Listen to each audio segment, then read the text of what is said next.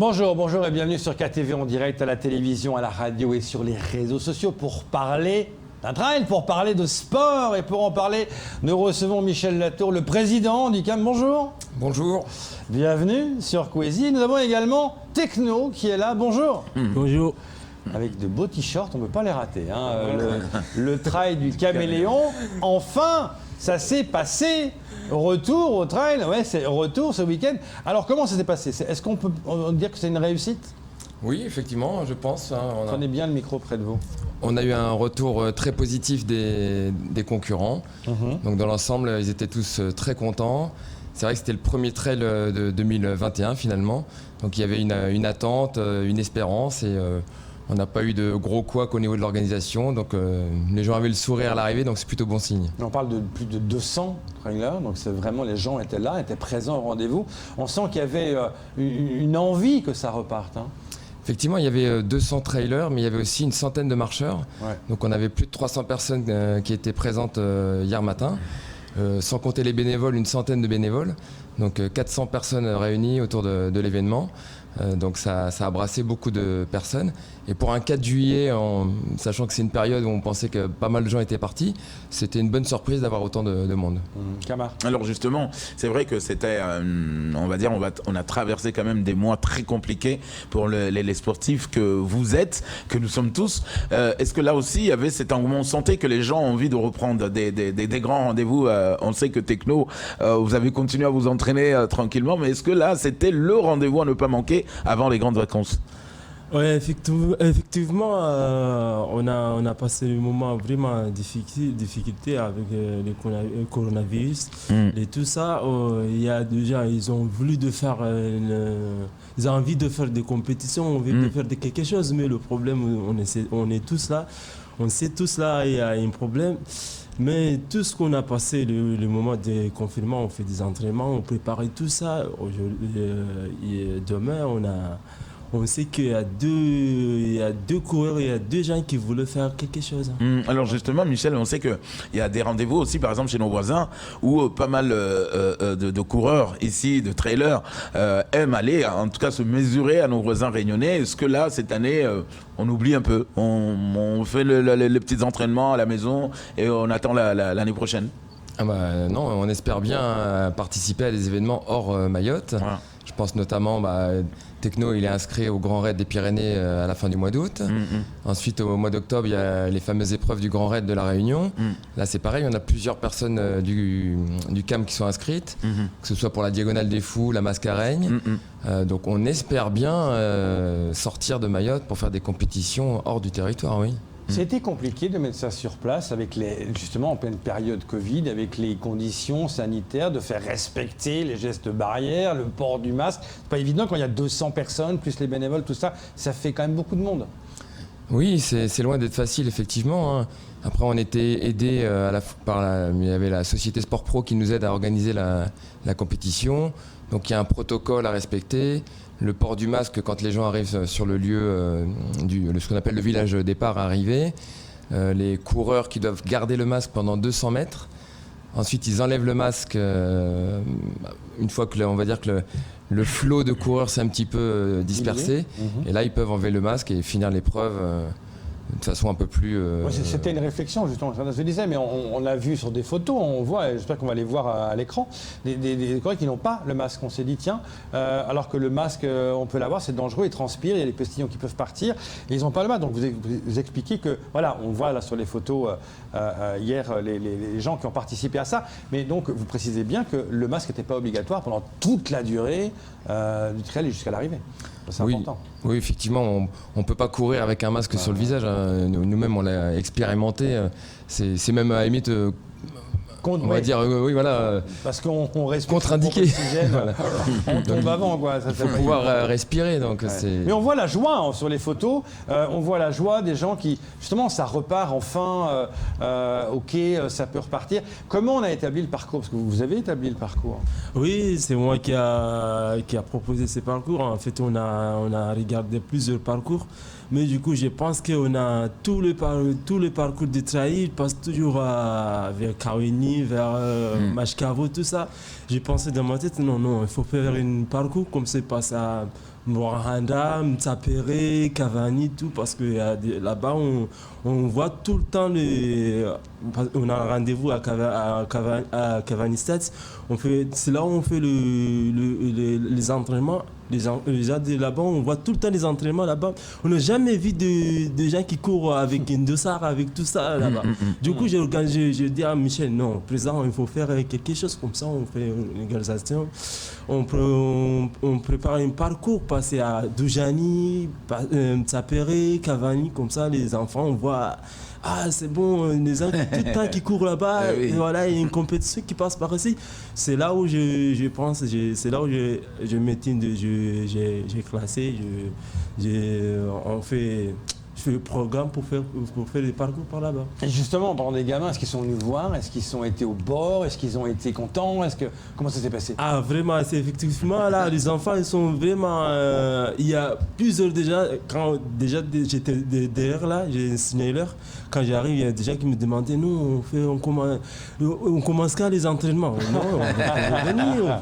C'est bien, donc justement, ça montre l'exemple. Oui, voilà, je te dis, non, on est là pour attendre de venir. Pour lundi, on a le programme de lundi, venez à Cavani, c'est là où le point d'entraînement, venez pour s'entraîner ensemble. Donc c'est quelque part, on peut dire que c'est une sorte de vitrine, ce qui s'est passé là, pour les gamins, pour les dire, ah bah il y a des trucs qui peuvent se passer. Ben oui, complètement. D'ailleurs, je félicite encore Techno pour le choix de son parcours. Hein. La première fois qu'il m'a montré le parcours, je me suis dit, mais ça va pas la tête. C'est beaucoup trop dur. Il y a des côtes partout, il y a des passages techniques, des passages de rivière. Et puis finalement, comme quoi il faut faire confiance à la jeunesse mahoraise. Il a eu des très bonnes idées. On est passé dans les petits villages où effectivement il y avait les enfants. Et ça leur donne envie. Ils se disent, ouais, plus tard, nous aussi, on va devenir comme Techno ou comme les champions d'hier. Et après, nous, au club d'athlétisme de Mamoudzou, on a aussi des sections jeunes à partir de 5 ans. Donc on leur dit, bah voilà, tu peux venir au collège de Koualé, collège de Magicavo, c'est là qu'on a des sections jeunes. Donc ça leur donne envie et après, bah, ils viennent faire de la course à pied. Et quand il faut de la course à pied ou du sport, d'une façon générale, ils font moins de bêtises. Donc c'est aussi une bonne chose. Justement, Michel, comment va aujourd'hui notre athlétisme? On sait qu'en ce moment, on a pas mal de jeunes sportifs mahorais, que ce soit dans le football, dans le basket, qui commencent à être détectés, à rentrer chez les pros en métropole. Est-ce que là aussi, notre athlétisme, on peut finalement envoyer des jeunes vers la métropole dans des clubs? C'est un travail de longue haleine, donc c'est des choses qui vont se faire petit à petit. Il y a eu la mise en place d'un comité départemental d'athlétisme il y a 3 ans. Nous, notre club a été créé il y a 3 ans, plus d'autres clubs aussi. Donc il y a un petit élan là qui existe depuis 3 ans, donc on en profite. On a aussi la perspective des Jeux des îles avec la candidature de Mayotte en 2027. Donc tout ça, on espère que ça va booster vraiment les élus, tous les organisateurs sur Mayotte pour développer les installations sportives, les infrastructures et que l'athlétisme continue à monter parce que c'est quand même le sport phare des Jeux Olympiques et des Jeux des îles. Alors on sait que c'est vrai que c'est dommage quand on voit qu'aujourd'hui la seule piste qu'on attend depuis des années au stade de Cavani, est-ce que là nous sommes dans les conditions aujourd'hui pour aller rivaliser justement comme quand on voit Techno qui va rivaliser à La Réunion avec d'autres coureurs? Est-ce que malgré cette piste on a quand même cette compétence, on peut rivaliser? Actuellement non, c'est sûr qu'on n'est pas en état pour l'instant de recevoir une compétition de ce niveau-là. Parce qu'on n'a aucune, sur Grande Terre, on n'a aucune piste d'athlétisme de 400 mètres digne de ce nom. Donc soit il faut la rénover, mais bon, ça fait quand même 7 ans qu'on attend pour la piste de Cavani. Après, il y a sur Petite Terre, mais c'est compliqué d'organiser un grand événement sur Petite Terre. Donc on attend, voilà. Il y a un projet de stade et de piste à Tsunzu, mais qui est prévu plutôt pour 2025. Donc nous, malheureusement, on n'a pas la main là-dessus, donc on est ouvert bien sûr s'il faut aider pour donner notre avis d'athlète. Donc on espère que les nouveaux élus, que que ce soit au niveau des municipalités ou du conseil départemental, que ça va vraiment faire évoluer les choses. Je pense qu'il y a une dynamique qui est là. Hein. Oui, une dynamique qui est là, qui a déjà été là avec le jeu des îles, avec ses médailles, notamment par le judo, etc. Ça a créé une sorte d'émulation. Et on en parle de plus en plus de l'athlétisme, qui est important évidemment pour le jeu des îles. On doit avoir les infrastructures. C'est une vraie aubaine, ça, de parler du jeu des îles. Justement, pour l'athlétisme, pour votre club, ça peut encore doper tout ça. Complètement, mais après, c'est vrai qu'il faut les installations, mais moi je le dis souvent, il faut penser aussi à tout ce qui est surveillance, maintenance des installations, parce que parfois il y a des beaux projets, il y a des constructions qui sont faites, et après ça nous fait mal au cœur de voir que 6 mois après, 1 an après, c'est déjà dégradé, c'est déjà détérioré, parce qu'il n'y a peut-être pas eu assez de gardiennage. Il y a du vandalisme qui péjore tout ça. En fait. Oui, vraiment complètement. Donc il faut, quand on conçoit un projet comme ça, il faut avoir l'idée de, ok, comment on va le surveiller, comment on va assurer la sécurité, comment on va maintenir les lieux propres, enfin toutes ces choses-là, c'est super important. C'est que de dire, on envoie les gens dans la métropole plutôt que les garder à Mayotte, quoi.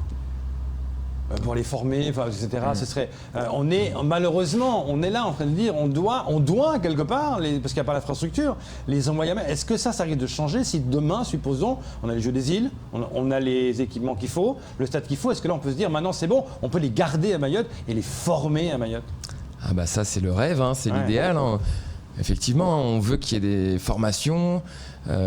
Ça va passer, donc on va être en lien avec la Fédération française d'athlétisme aussi, peut-être avec nos amis de La Réunion qui pourront peut-être nous aider. On veut de la formation d'abord de dirigeants de clubs, formation d'officiels, des gens qui sont capables de juger, parce que si on organise une compétition, il faut quelqu'un qui sache chronométrer, qui sache mesurer, il y a tout un tas de rôles au niveau des juges importants. Et puis il faut former aussi des coachs, des gens comme Techno qui puissent encadrer les jeunes dans les clubs et puis des athlètes un peu plus aguerris. Donc tout ça, c'est des idées qu'on connaît maintenant depuis un petit moment. Donc il faut profiter de la dynamique et continuer d'évoluer dans le bon sens, on espère. Camar. Est-ce que justement, ça vous arrive dans l'année de faire des propositions au cross, notamment on sait que notre ami le président était réélu, hein, donc Madi Vita, c'est ça, pour 4 ans encore. Est-ce que là, ça vous arrive également, dès que vous avez une idée, de soumettre, de dire voilà, on peut faire ça, on peut faire mieux, on peut faire comme ci? Oui, de temps en temps, on est en contact avec lui. Il y a aussi Sébastien Sinave, le président du comité d'athlétisme. Donc là, la première chose, ce serait que l'athlétisme soit vraiment membre de plein. Il se bat pour ça, Sébastien. Oui, voilà, il se bat pour ça. Il se bat vraiment pour ça. Ce qui devrait être logique, que l'athlétisme soit vraiment ait sa place à part entière au sein du cross. Donc je pense que c'est une question de temps. Et après, comme ça, l'athlétisme pourra donner aussi son avis lors des réunions importantes. Pour les préparations de compétitions à venir. Justement, Techno, comment on fait pour garder